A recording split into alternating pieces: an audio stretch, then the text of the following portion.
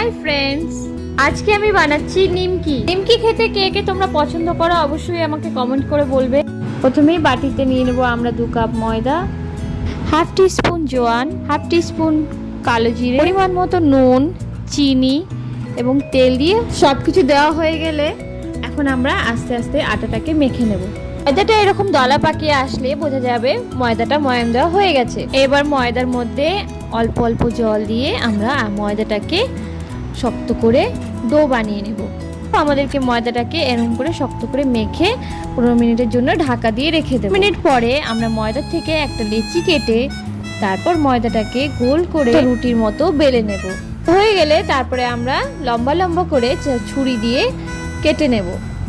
লম্বা করে কেটেছি কারণ আমি লম্বা লম্বা নিমকি বানাবো, তোমাদের ইচ্ছা মতো তোমরা কেটে নিতে পারো। এবারে গরম তেলে লাল লাল করে ভেজে নিলেই রেডি আমাদের টেস্টি টেস্টি নিমকি।